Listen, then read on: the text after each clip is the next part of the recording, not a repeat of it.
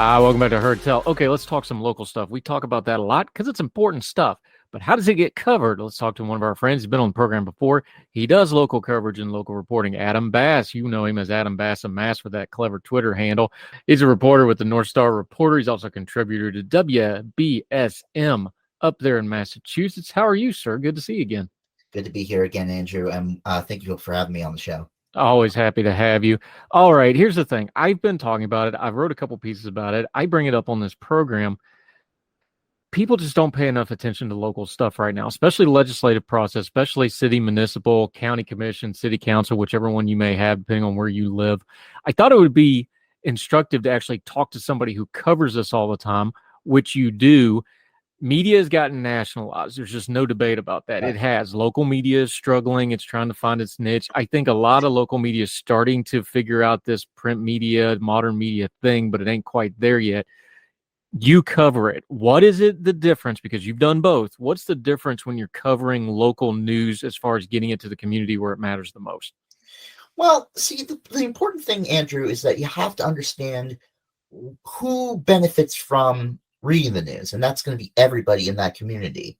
And basically what you're trying to do when you're finding an audience when reporting local news is that you want to keep it close to what matters in the community. So, for example, in North Attleboro, one of the communities I cover, one big thing that's going on there is housing. There's this huge housing project going up, or being planned, excuse me, called a 40R project, and that's a mixed use project. Now, some people are very excited about that because, Massachusetts has a housing crisis, but other people not as excited because they feel as if it's going to bring in too many people, it's going to cause traffic problems. And really, it's sort of like creating what I like to call the spider web model. So a spider web has a center, a nucleus, and then you have all the little things coming out of it. So different people in different areas. So maybe on one ring, it's the legislatures or the town councilmen talking about the 40R project. Some who agree, some who disagree. Then it's going to be the businesses who benefit from it, and then it's going to be the people who benefit from it or don't like it. Everyone plays a part in local news. It's not just single people like a president or a Joe Manchin who's calling all the shots. It's everybody. Everyone has a role, and you need to find out who those roles are and who those power players are. That way, you can deliver it to an audience who can understand. Okay, how does it affect me? Why do I care? Why should I care? This is a good example, Adam Bass and Mass. Let's take housing for a second, because that's a very popular social media debate. It's a popular pundit debate. I cover it on this show a lot because it is important. There is a high housing crisis. There is a lot of things that go into housing that go into things like economics and politics. But that's the perfect example of where local reporting can really come into, because the national narratives, YIMBY versus NIMBYs. Yes, in my backyard, no in my backyard. If you're against affordable housing, you're, bad people. If you're not for it, blah, blah, blah, blah, blah. The problem is locally, there's legitimate reasons why you might not want a particular project in a particular place that doesn't fit that national narrative, but there's local concerns that are very unique. And those people may not be against, affordable housing or whatever it is at all. It just may be that specific project, that specific location. They know the people that are behind it. They may know the actual developers that are behind it. Right. Or the reverse is true. They don't know the developers because they're out of town developers and they got questions about them. Those are all legitimate issues. They don't fit the national narrative, but that's where the local reporting and the local flavor give the context you need to find out what the actual events and what it means is, right? Right. Here's the thing. I'll give you actually a perfect example of this. So one of the town councilors I cover, he said he's not against affordable housing. He likes affordable housing, but he didn't vote for the 40R project because his belief is that the better way for the town to grow is through industrial buildings. So buildings that bring in industry, such as your Amazon. So things that make things, which is industry. Now, the town manager says, okay, I agree with that, but I also think that housing brings a little more growth. So, as you said, Andrew, one of the things that's very true, especially on social media and nationalized news, it's very black and white. But, it's like, oh, you can build a railroad easily. It's like, no, you can't really because, you got to look at the land, you got to look at all the places, or housing. For example, developers may want to build affordable housing, but one of the big problems is that it doesn't bring a lot of money for them.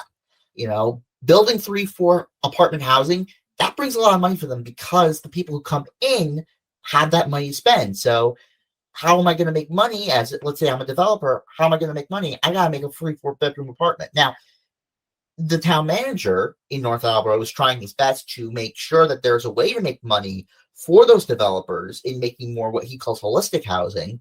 But obviously, it's still a process.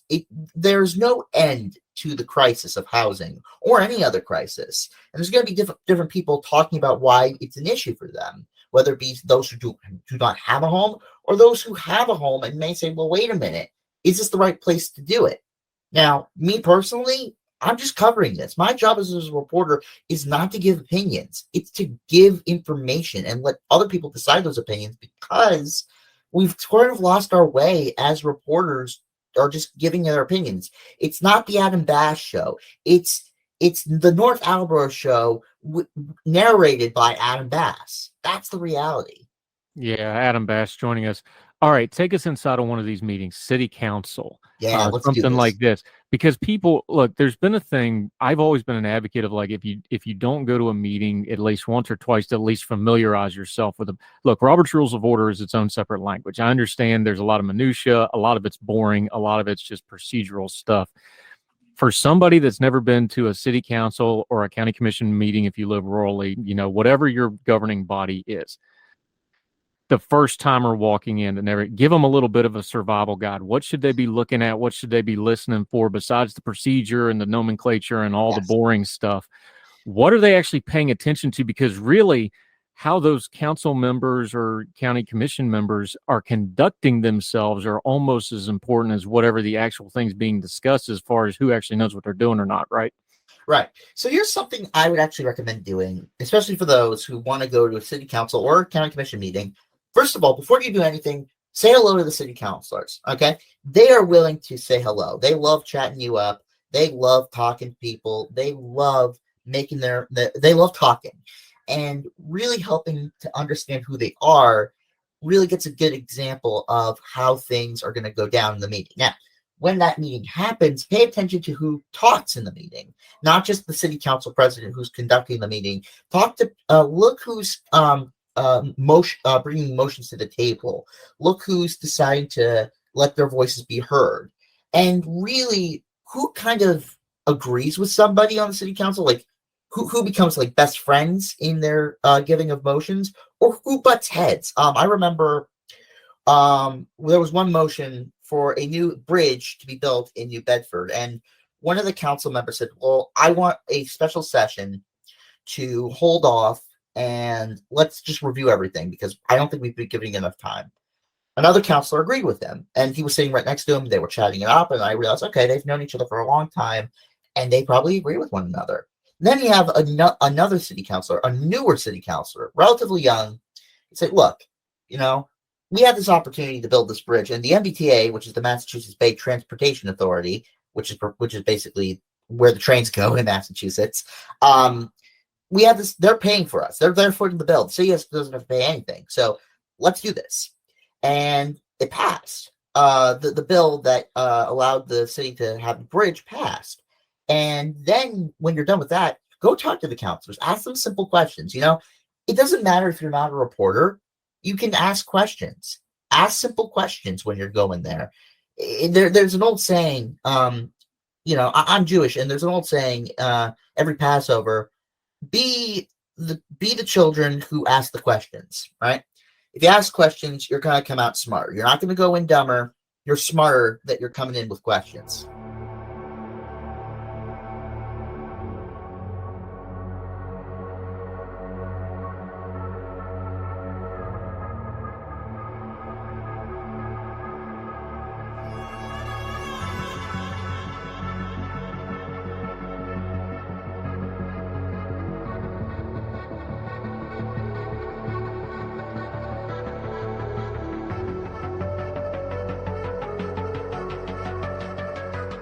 Adam Bass and Mass. Hey, this brings up another thing, though. Somewhere like Massachusetts, this is, again, same song, second dance. The national narrative doesn't fit always in local politics. Massachusetts, very blue state, very liberal state, very progressive state. This is all known.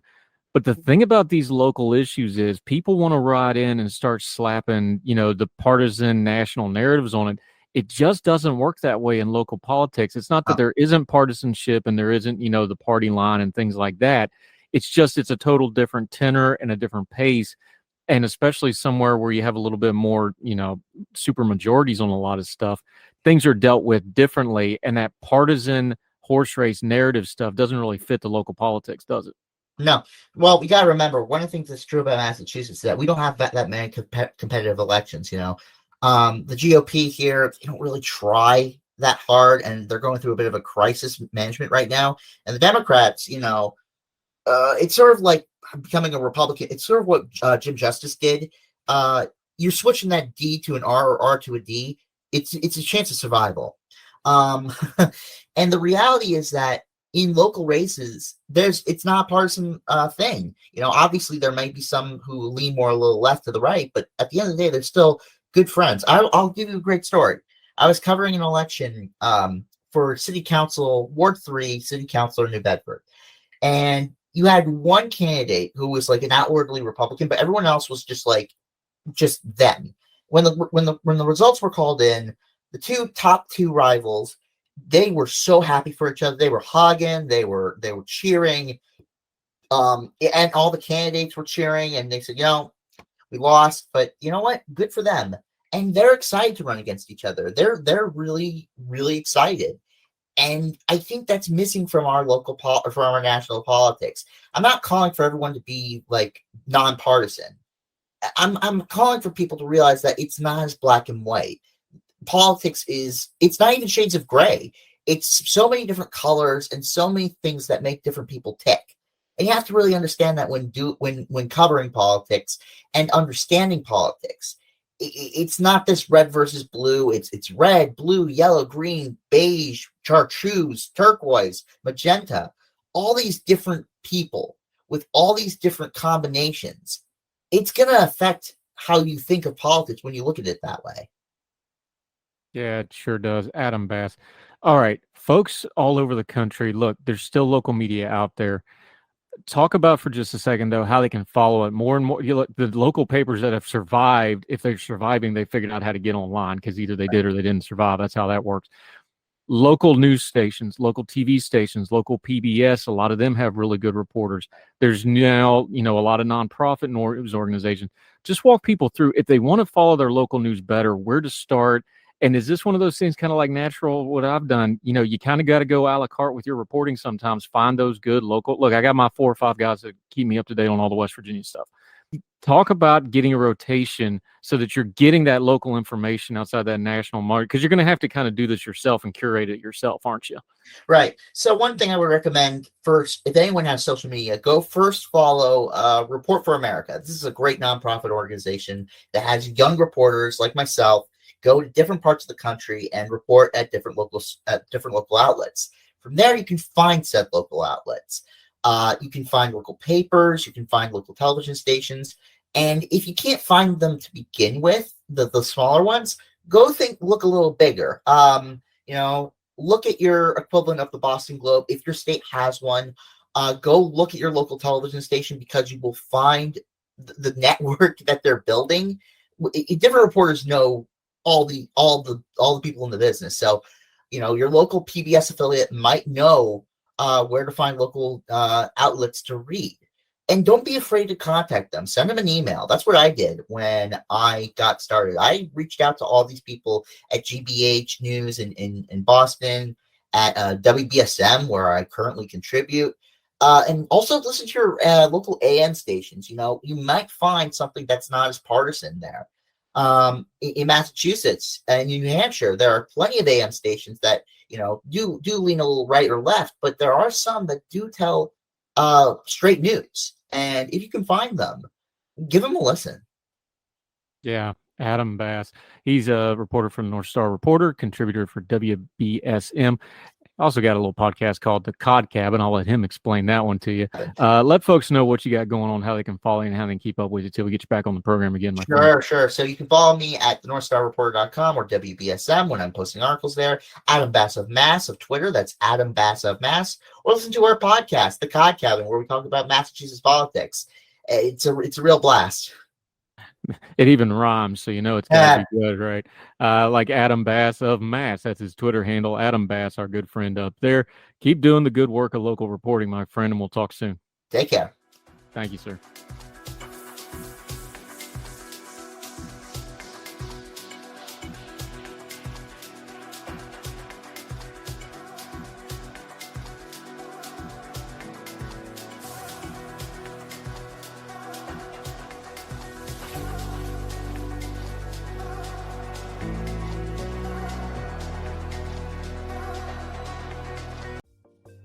Folks, if you've listened to the Heard Tell program, you've heard our friend Gabriella Hoffman, but you need to make sure you're checking out her podcast, District of Conservation. It's a podcast exploring the nuances of true conservation efforts from DC and beyond. From topic discussions to exclusive interviews with conservation and energy newsmakers, Gabriella keeps listeners appraised of the latest news stories while elevating important voices.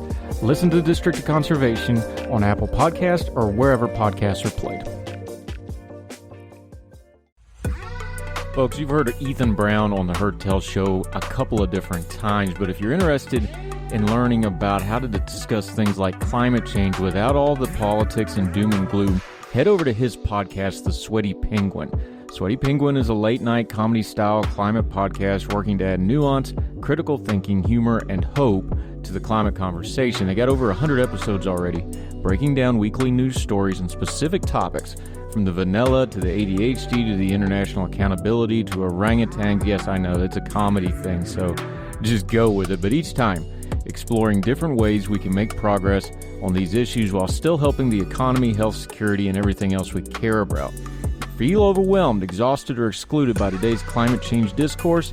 This is the podcast for you. Find The Sweaty Penguin wherever you get your podcasts or at www.thesweatypenguin.com.